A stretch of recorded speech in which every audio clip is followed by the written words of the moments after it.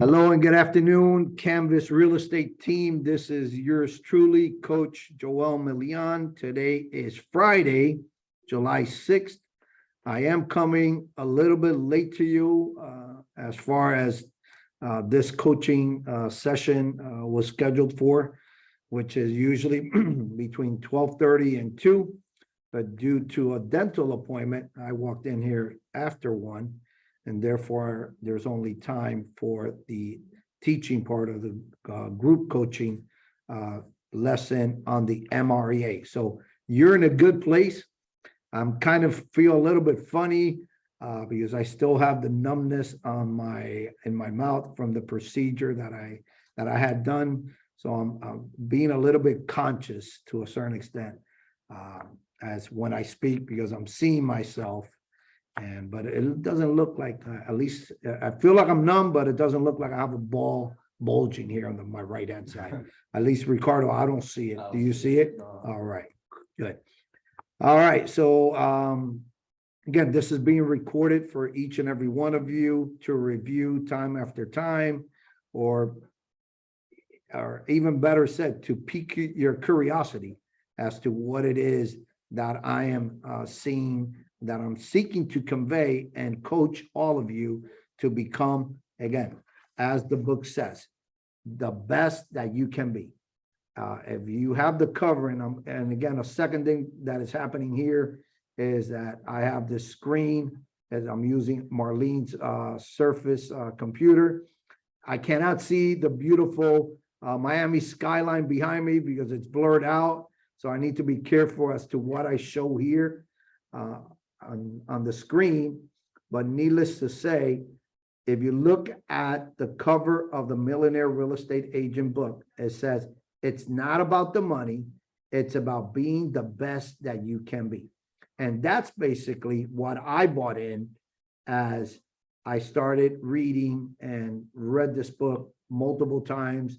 And just go into certain sections whenever I'm in doubt about something and I want to reference something real quickly, then I just actually just go into the book. But again, this whole series, and this is going to be through the summer, and what I consider the summer is between Memorial Weekend and Labor Day weekend. I know that we started the MREA series a couple of weeks ago, but I'm just really getting started. This is only the second or third lesson. The first one was just an introduction. Last week, we spoke about the foundation of a business. And today we're going to be talking about the 3 L's. So this is a great topic.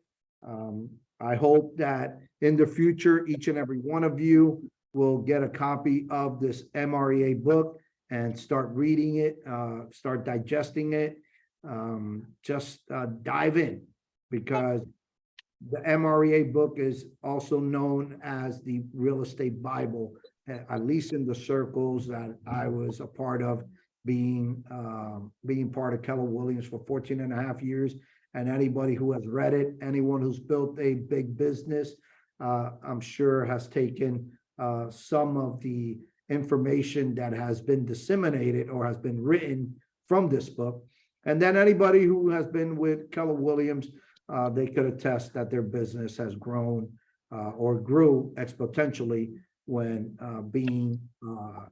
when basically applying the principles and some of the models from the MREA book. So I encourage each and every one of you to get a copy, and that way you'll kind of understand what it is that I'm coaching and what my group coaching and the productivity coaching program is about. So again, it's going to set you back. Ricardo said he picked it up for $6. In Barnes and Noble is about $20, $30. So Amazon, who knows? You can find it for $1. But again, if Ricardo found it for $6, I'm sure you can find it cheaper or more expensive. But just want to lay that foundation.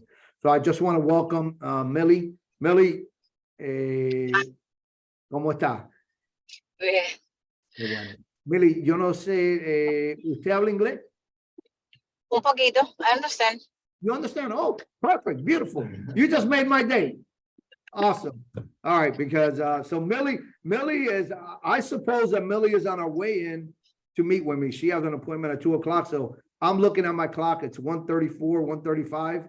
And Okay. I do so when you get here, like I said, I'm probably just gonna prepare myself a cup of coffee and then we'll meet. So with Grace, and then I got Jose. Jose's gonna meet with me at 3. So again, I'm pushing back-to-back appointment here, but good. I'm in a good space because I got you on, Jose Navarro is on the call, and we're just gonna make the best of it. All right. So the 3 L's of the millionaire real estate agent. The first part is when we first started, and the way I'm gonna go about this lesson is, and actually the MREA series that I'm doing throughout the summer is I'm gonna be doing a lot of reading, but I'll interject in between in some of the lessons. I know you're driving, Millie, but Jose, before we get started, I'm gonna ask you to have a white piece of paper in front of you, and Ricardo is here. I'm gonna ask him to do the same. And Millie, if you could just do it mentally, just think of a triangle, okay? Just draw a triangle, because as I go through this lesson, we're going to be writing a couple of things. That way, the lesson, you could remember the lesson with the graph of a triangle and what. Coach, so we're just drawing a triangle on the white paper, right? And then we just Right fill in now, the- that's correct. Right now, we're just Okay. drawing, okay?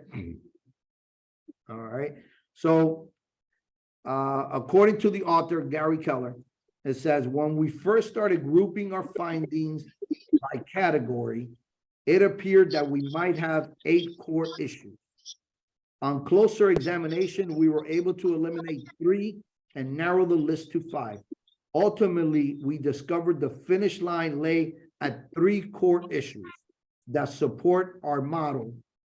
Okay, now, when he's talking about model, and when you hear me refer about model, a lot of my coaching, although I coach to the whole, in the productivity coaching program, the model that I'm talking about and that I expound is the lead generating model.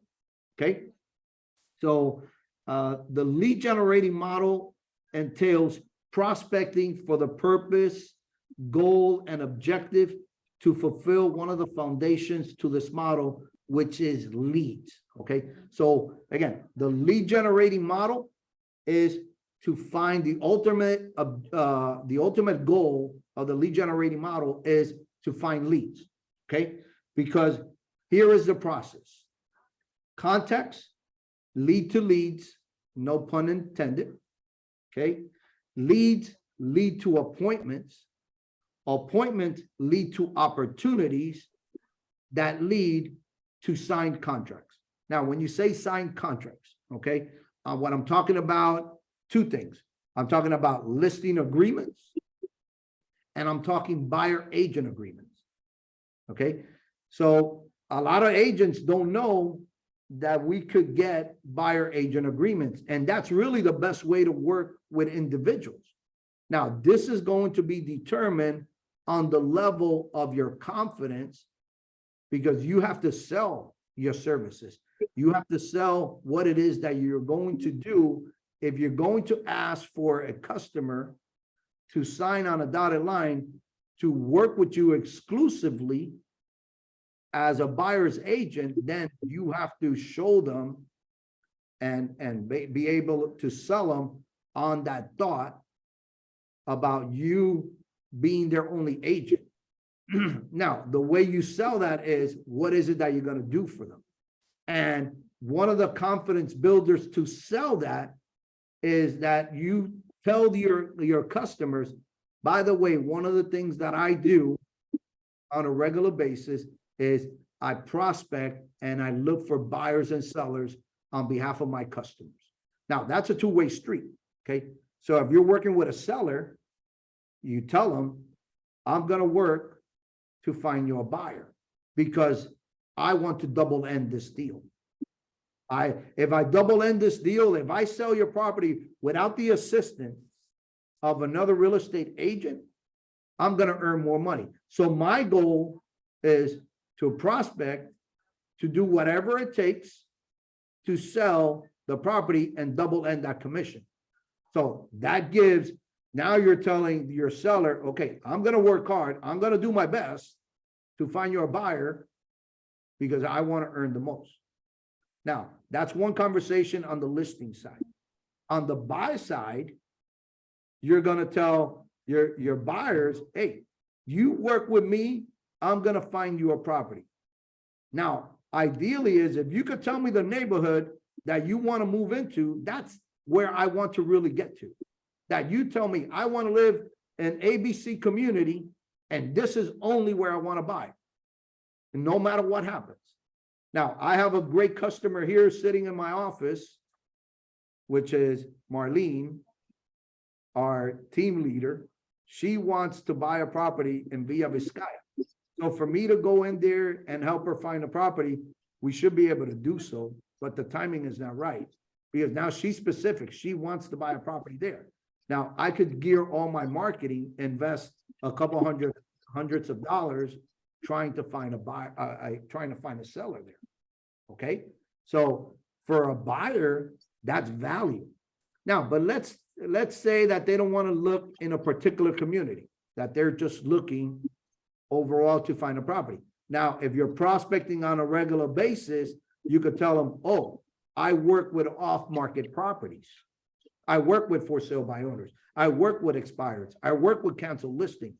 Or I have a big network of realtors that when they find the property, you know, they let me know, or if I see it in the MLS, that there's a possibility that I may have worked with them, that I may have done business, or they happen to be from my brokerage firm or whatever, a network again.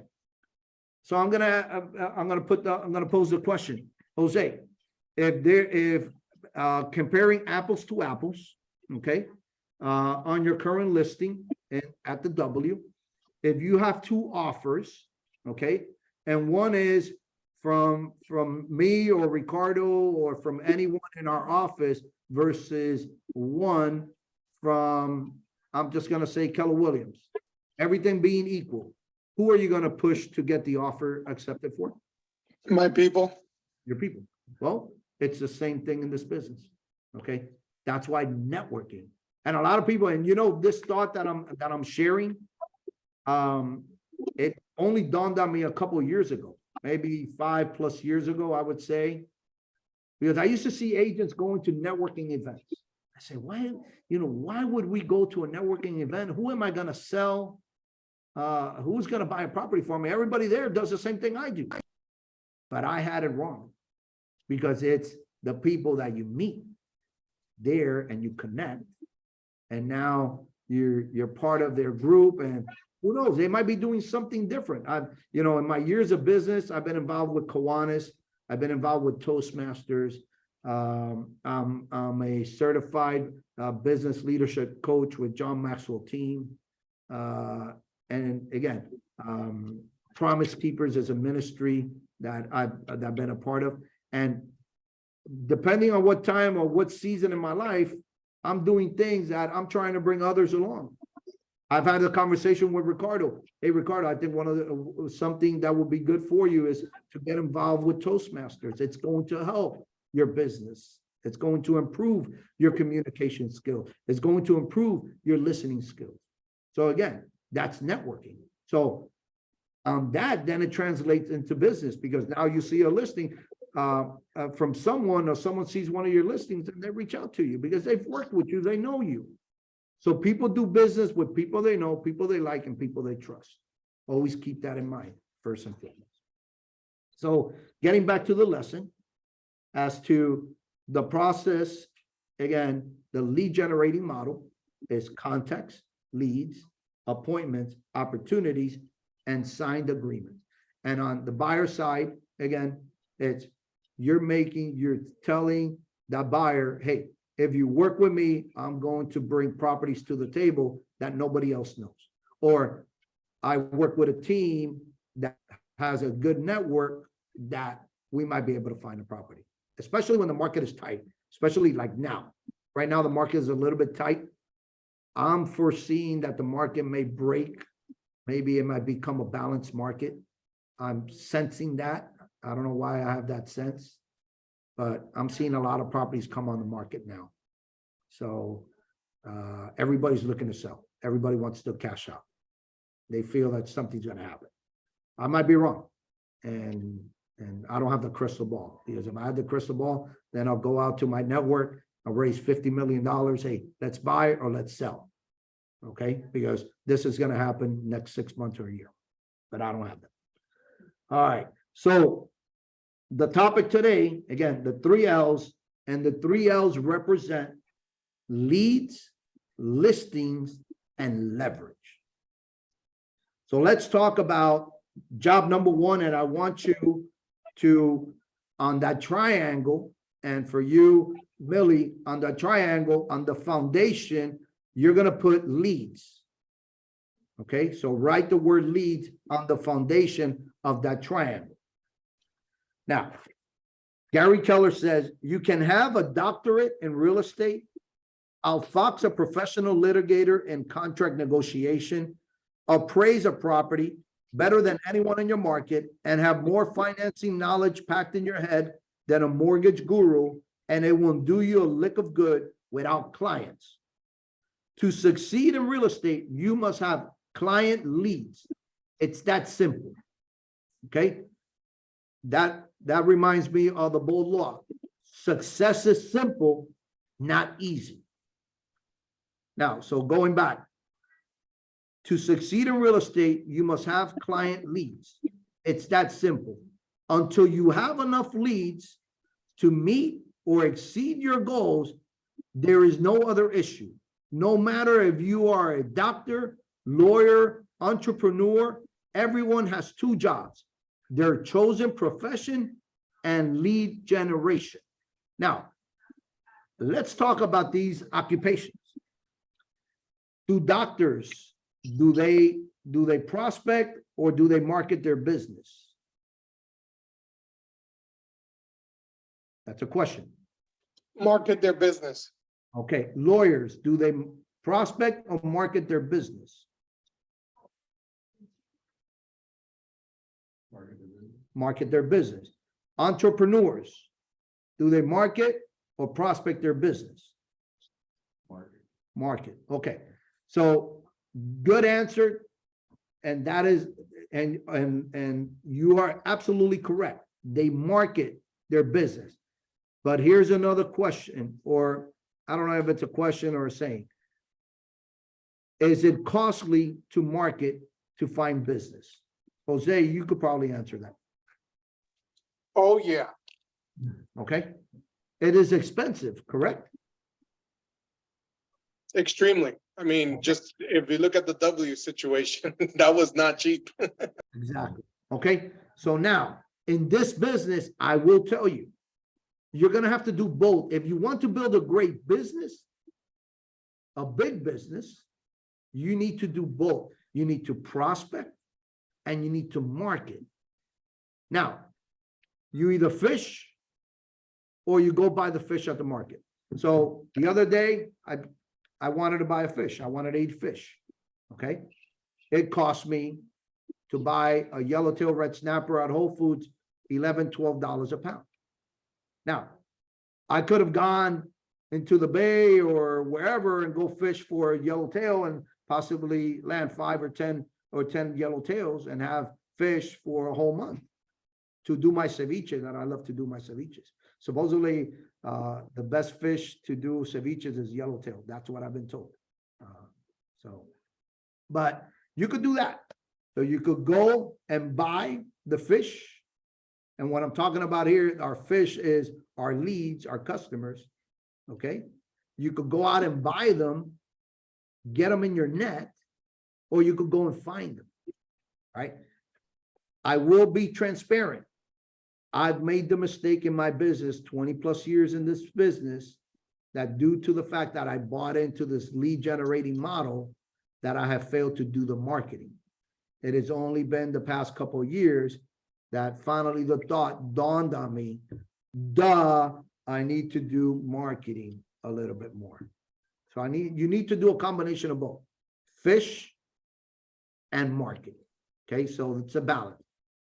But what I'm coaching you here is as I share time with Ricardo, no matter what is happening in the market, I'm not concerned about it because I know how to fish. So would you agree that whether it's cold, raining, hot, or whatever the temperature is, are there fishes in the ocean? Okay, so think about that. There's always fishes. It doesn't matter what the temperature is. You just have to go out and find them. Now, it's difficult when it's colder. It's difficult when it's raining. It's difficult when it's windy, but there's still fishes. You just have to go out there and find them. Well, the same applies in this business.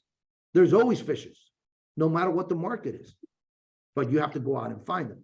So if you go out and find them and you buy into this system, this model, this lead generating model, then you don't have to worry what the market is. Because being that you paid the price, you know that you've built your database, you have enough relationships that eventually business is going to find you just as you're going to find business. So yesterday I was here, and the other day it happened with Ricardo that we were sitting in the office and my phone rang. I had a lead, just like you, Jose. You have a great sphere. You don't have to worry about business because you have a good sphere. Now you just need to, leverage, and we're going to talk about leverage that sphere of influence with your prospecting if you're able to, and if not marketing. But if you go into marketing, it's going to be a little bit more expensive. But eventually, once you decide to segue to real estate permanently, then you might say, "Hey, Joel, I can see your point. I can see your point, Coach, about the prospecting part." And what I'm talking about is 2 to 3 hours of your day. That's what I'm talking about. 2 to 3 hours of your day to go find fishes. All right. So let's continue here on the reading. I remember reading an article, and this is on page 41 if you're following with your book. I remember reading an article written by a fellow real estate agent who was distressed to learn he was also in the lead generation business. His article was a lament. He was personally distressed. He somehow thought that with his professional certification, he could sit back and the world would find him. It was easy to identify with this guy. I earned a 4-year degree. This is Gary Keller again. I earned a 4-year degree in real estate and never once did a professor mention lead generation. No one told me. Later, to my horror, it became clear that if I wasn't any good at lead generation, no one would ever know what an educated and knowledgeable real estate professional I was. It was time to face the facts. To succeed as a real estate professional, I had to learn to generate client leads. Now, this leads me to a big aha. As you're calling, guess what? You are marketing. Okay, let me repeat that again. As you're calling and connecting with strangers and with anyone, you are marketing your business. You are promoting your business. Ricardo, what is the script? Say it. Unmute yourself. Oh, The script when we're calling. selling is not selling. No. Thank you for taking my call. Hold on. Let me just take a pause here. And again,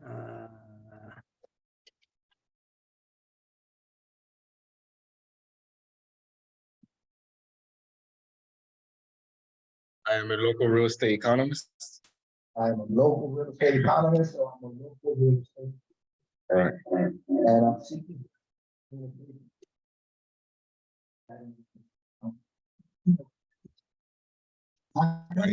I'm not technical real estate. Here, this selling one of all right. So again, so when you're prospecting, you are marketing as well. Now it's not costing you money, it's costing you time, but it's not costing you money. Isn't that the same thing as marketing, doing any type of marketing? You're throwing money out there to see if you find a lead, if you find a fish. It's a big net. It's called the internet. Okay. Now, the second L, listings. So right on the left-hand side of that triangle going up and down, write listings. The gift of the real estate gods. Listings are the high leverage, maximum earning opportunity in our industry. Conventionally, your income from having a listing sell is no different than closing on a similarly priced home for a buyer. What separates the two is the amount of time necessary to work them. In our experience, a highly productive individual can personally obtain 15 to 25 seller listings per month. The same agent would be hard pressed to sell homes to 7 or 8 buyers a month for any prolonged period of time. With the right approach over time, you should be able to secure and sell as many as 2 to 3 listings for every buyer you could sell. Okay, so again, what he's saying here, that it's easier to service a listing than it is to service a buyer. Because when you're servicing a listing, you could be wherever you want to be in the beach. You could be on a cruise. You could be driving on a highway. Your listing is being sold because now you are the employer instead of the employee.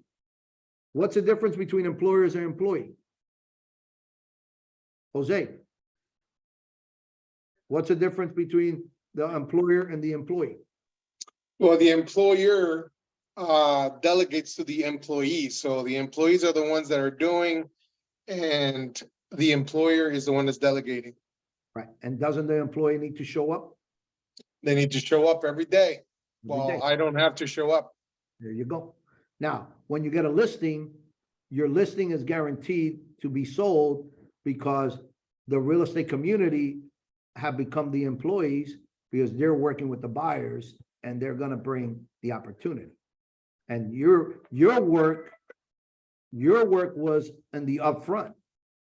You building your database, you marketing for the listing, you finding the listing, you marketing it, put it in the MLS. You did your work up front. So there's 2 times that the listing agent does their work, the upfront and on the back end. And in the in between, you got the negotiation. We're really at the back end. Okay, but all your work is up front. All right. So that's why you leverage. It's called leveraging time. Now I'm going to share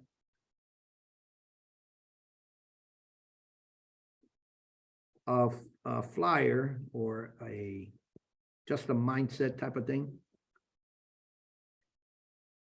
And this is my business time. My business time, my time is worth X amount of dollars. So the exercise on this is how much, and this is a mindset type of thing. How much do you want to earn a year? So you're going to take that, you're going to divide that by month. So let's say in this case, I'm looking to earn $180,000 a year. Okay. Now, I know that every month I need to earn $15,000 per month. I know that every week I need to earn $3,750 per week. I know every day I need to earn $625 per day, which puts me working 8 hours a day at $75 per hour, but per minute, $1.25 per minute. Okay. Now, have this as you go about your business and as you go about your career, have this, put this in perspective. That way, when you're looking and you're working with someone that's not qualified, how much they're costing you. Even if you're not, it's not money out of your pocket. It's money that's keeping you, or it's time that's keeping you from reaching your goal. Okay. So I just want to share that as part of this presentation.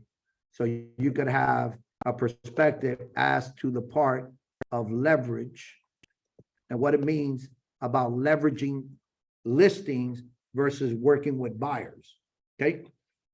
So I know it's easier to work with buyers, and most agents that start this business, they start working with buyers. And then you get comfortable working with buyers. I'm gonna say that it's the frog in the kettle syndrome. Okay, so the frog, if you have a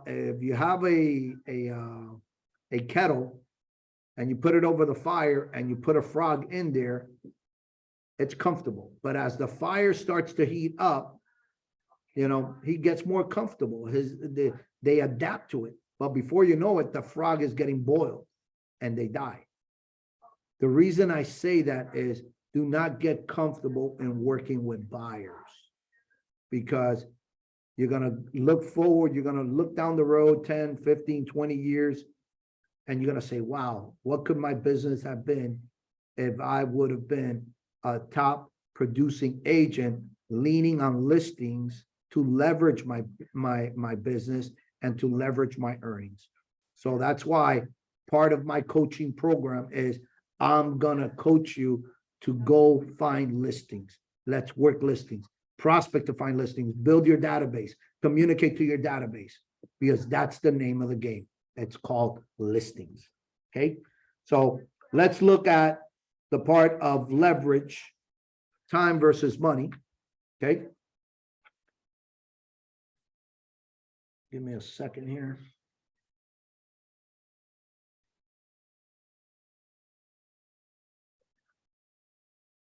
Right. So I know I'm already half an hour into this training, and I'm going to wrap up hopefully within the next 10 minutes. All right. So I'm going to ask for grace. And if you're listening to this after the fact, you could turn me off and turn me on whenever you're able to and whenever you wish. But I think this lesson is very important for each and every one of you to really go back and re-listen to it, review, make notes of it. Now, it is said at the end of the day, listings give you better control. Listings is called the gift of the real estate gods. Now, let's talk about leverage, time versus money. We've all heard that time is money. Well, that simply isn't true. In fact, it is one of the worst mental maps perpetrated on us by unknowledgeable people. The truth is that time does not always translate into money. Those who work the longest hours are not always those who make the most money. As business people, we look at the time-money relationship in a different way. We're continually trying to net the maximum amount of money for each hour of time invested. In the beginning of our careers, we spend time to earn more money. Then we learn to work smarter and begin to earn more in the same amount of time. So to summarize what I just read is how many individuals that they work 10, 12, 14 hours a day, yet they're working hard, they're working a lot of hours, but they're just making ends meet. So that part of myth, or that's basically like a myth, I would say, that time equals money. Would you agree to that statement, that time doesn't equal money? Because if not, by you investing time and working, you're going to make more money. No, it's about leverage. Leveraging your business through listings. Now, just like in our discussion of ceilings, so in my previous lesson, I talked about ceilings of achievement, okay, that everyone has a ceiling and you have to find systems and models to break through. Now, we've discovered that there are limits to our personal efficiency. The ultimate key to tilting the money-time ratio in your favor will be leverage. Leverage can be divided into 3 categories: people, systems, and tools. By far, the most important of these is people. Okay, again, contacts, people, relationships, While good systems and tools can help average performers consistently contribute more to the bottom line, nothing comes before hiring and keeping talent. If you're like most salespeople, then the designing and implementing systems and tools may not be your strong suit. That's me. The best way around this is to hire someone who is proficient at details and systems. That's why we recommend hiring administrative support talent first. When you put in all the time you have or are willing to give and still want to increase your income, add leverage. A disclaimer here, and for you to get a big picture. Okay. My best decision in my real estate business, me knowing all of this, reading this, did not come until last year. I've tried, my wife worked with me, my sons worked with me. I tried working with agents, but it wasn't until I hired an administrative or an assistant, as I did a virtual assistant, in which I introduced you to that team, Jose. It wasn't that I did not start getting more traction in my business. And that's why I ended up where I am up here at Canvas as a productivity coach. It was when I made that decision. And I'm looking at my big picture and my big why overall. Okay. And that was part of it.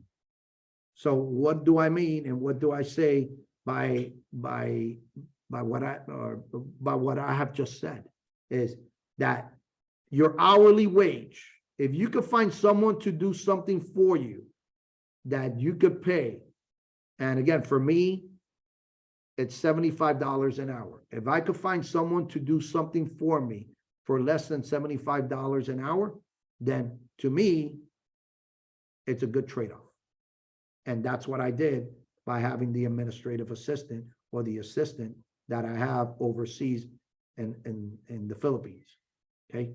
Marlene, I introduced to Marlene, ask Marlene, what has that done for her business, having an assistant? Okay. And that's the part of leveraging. Now, we'll continue reading and we'll wrap up here. The best way around this is to hire someone who is proficient at details and systems. That's why, well, I read that already. The 3 L's of the Millionaire Real Estate Agent: leads, listings, and leverage, are the pillars of any successful real estate sales business. I believe that these are the core issues that drive massive sales volume. In fact, we made them the framework for our foundational model of the real estate agent. So on that side of that triangle, on the right-hand side, write leverage. So now you have leverage, you have listings, with the foundation being leads. And with that, that is the importance of this model, of the lead generating model, the 3 L's. I kind of joke with those that I've coached in the past that I have an invisible tattoo on my arm, and it's the triangle with the 3 L's. Okay, because that's basically what my ultimate goal on a daily basis is. It's listings, looking for listings, making contacts, prospecting, and because I know when I find a listing, I'm going to leverage my time. So with that said, I'm going to turn it over to all of you, and you tell me your big aha, either 1, 2, or 3 big ahas before I shut it down. So I'm going to start with those who are here in person. Let me see how I could say this, Jose. I know that if you were in town, that you would be here in person, but I'm not overlooking you. Okay, that's what I want to say. Okay, but those that are here are first, and ladies are first. So Millie, you should consider yourself lucky that you are sitting in front of a gentleman, because I'm a gentleman, always first at heart. So give me one big aha or a couple big ahas of what you have heard me share. Okay, en español y después yo lo... lo traduzco. Ok. La pregunta es, ¿qué ¿Qué, siento? qué, no sé, qué ha sido algo que te ha impactado o algo, vaya, que de lo que he compartido contigo y con todos ustedes, y, o sea, con los que me están escuchando, los que me van a escuchar sobre o sea, lo que he compartido? Lo más interesante es saber las diferentes formas de cómo llegar al punto de conseguir los clientes, cómo, a través de los contactos, de la gente y de las relaciones interpersonales. Casi todo ha sido interesante. Okay. En lo que Está más o bien, menos sí, lo no? que entendí en inglés. Perfect. All right, so translating from Millie, because she understands English, she says that what she gathered as to what I was sharing is the importance of the contacts, of making contacts and building relationships, of how important it is to building a successful real estate business. Is that right? Okay, awesome. Ricardo, I'm going to mute myself. Oh, Yeah, I think the big aha. I could just mute.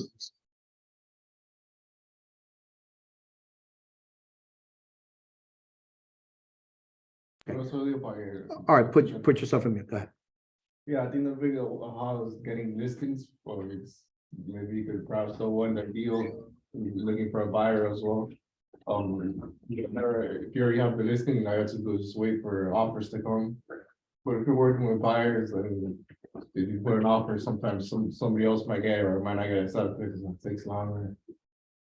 I think that's something to work on, is getting more listings. Absolutely. And before I go to you, Jose, there's something that I had made a note and I failed to share. It says, and my notes here says, to summarize, a listing gives you an opportunity to do 4 things that lead generate for more business. When you get a listing, you're able to direct mail. You're able to do direct mails. 2, you're able to place ads. In our world, the social media ads. In times prior, it was print ad. 3, signs, your real estate signs that people drive by and they call you. And if you're working in a particular community, if you're farming a particular community, the more signs you have, the more dominant you're able to become in a community. That's why I recommend to farm a community and get as many listings within a local community so you could dominate that community. And number 4, the open houses, because on the open houses is where you're able to bring more clients and find more clients. So, so that was something that I had failed to share within this presentation. But go ahead, Jose. You're on the clock, and with this, we'll finalize. It's crazy because I've been thinking about this. You know, I had that one sale that I had fall through because the buyer didn't qualify for the financing. So now I have to list the property back, and I already did. And one of the things is, which I think it's kind of funny, this is probably divine intervention, is that I said it, something in my head says, you need to find a buyer. Because the people around here, they do not know, like, people look at the house and they go, it's overpriced. And it's like, it's overpriced because you're still living like 4 years ago in Palm Bay. But all the prices in Palm Bay have grown exponentially. So their mentality is not there. You know what I mean? Mhm. And this house appraised 3 times at 475K. So it's not like the value is not there. Okay. So the aha moment for me is, I got to start working, reverse prospecting, and getting buyers. Same thing with the listing I have in the W. I need to get people in there by my own accord because I'm passionate about selling it. Unlike another person who's like, well, we got 5 options and I want to be the only option, and I'm passionate about selling it. So that's, you know, that's my perspective, but I've been thinking about this for the last week and a half. And then today, this is what the meeting is about. So Wow. This is great. And this is exactly what I was going to talk to you about in our meeting at 3 o'clock. Okay. Awesome. So absolutely. Again, that's what, and those are really who are making extraordinary income in this business. This is the formula. Get a listing, and because this is the thing. And now we're gonna go overtime. So being that you brought the subject up, okay? So I control Millie. I'm gonna ask you for grace on this, and I'm gonna blame Jose, but Jose is on deck, and he'll just have to wait for me to finish with my meeting with you. Okay.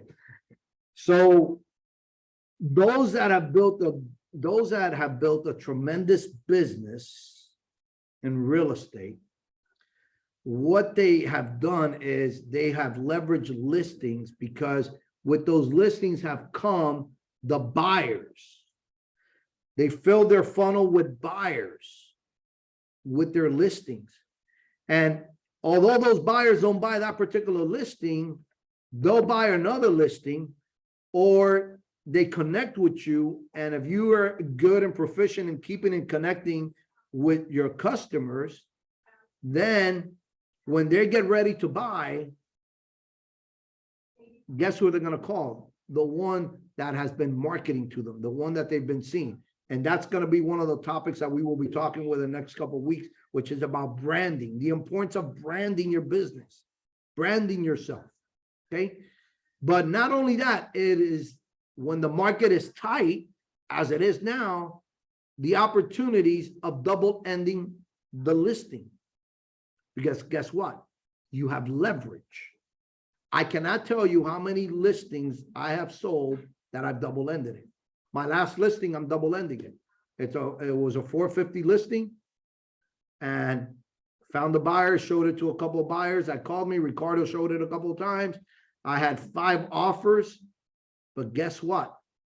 That one offer, because I had the leverage, I presented all my offers. I dealt with everybody equally, but I was sitting here on a Saturday till 7 o'clock at night.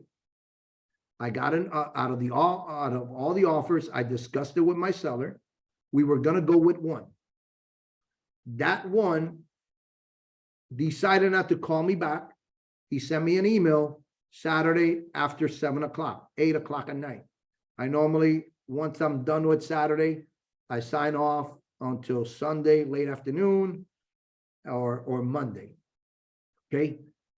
That particular agent, we communicated by text, by phone call, but he decided to tell me that his buyer, after we had agreed that we were going to accept his buyer's offer, he decided to write back to me by email telling me my buyer is having second thoughts. Now, I say that because of the following reason. Because come Monday morning, I did not know that the buyer that I sent the counter offer back and that they were going to sign had backed out. So guess what? The property's still on the market. But we had another offer that we were going to consider. But I got this call during that week from someone that they were out of town. And I followed up with them on Monday. Why? Because I was lead generating. Part of lead generation is following up. I followed up with her. She said, oh, could we take a look at the property? I said, yes, absolutely. When do you want to take a look at it? Could we take a look at it today? I say, absolutely. I just want you to know that I do have multiple offers. So if you are going to decide to make an offer, you need to make that offer as soon as possible. They went to take a look at the property. They were there half an hour. We went back and forth. He said, no, they stayed there. They said, no, we're going to make a decision. We want the property. Okay. I said, fine, let's put the paperwork together. We went back and forth. I sent them the paperwork. Nothing has been signed. Bottom line, to make the long story short, I ended up negotiating with that cash buyer and ended up on a double-ended deal on $430,000. So 430 and 430 is $860,000 of sales value. Okay. I have a pretty good paycheck waiting for me within the next week or so. Now, I say all that because you could see the importance of leveraging a listing, finding double ending it. But when I say leverage, it's not only the leverage of time, it's the leverage that, because things happen it was meant for you. And that is the way the top producing agents in this industry have built their business and are the ones that are making 20% of the income that is made in this business. Okay? So we'll talk about the 80-20 principle down the road. But here's for the road and just for illustration. 80% of the income earned in this business is made by 20% of the agents. Because 20% of the agents are the ones who are doing the activities, are paying the price to find the business. Everybody else, it's just average. You want to know what the average agent does? According to NAR, National Association of Realtors, the average agent sells 3 to 4 houses a year, and they earn between $30,000 and $40,000 a year. Now it might be a little bit more because price points are higher, but between $40,000 and $50,000 a year. So my question to wrap this up, and I'm going to follow it up now that I'm going to say this, do you want to be a top producing agent or do you want to be an average agent? So I will let each and every one of you to answer that question on your own. If you want to become a top producing agent, guess what your next step is? You need to schedule an appointment with me, Coach Joel Milian, the productivity coach at Canvas Real Estate Miami Lakes. So until next time, take care and have a great weekend.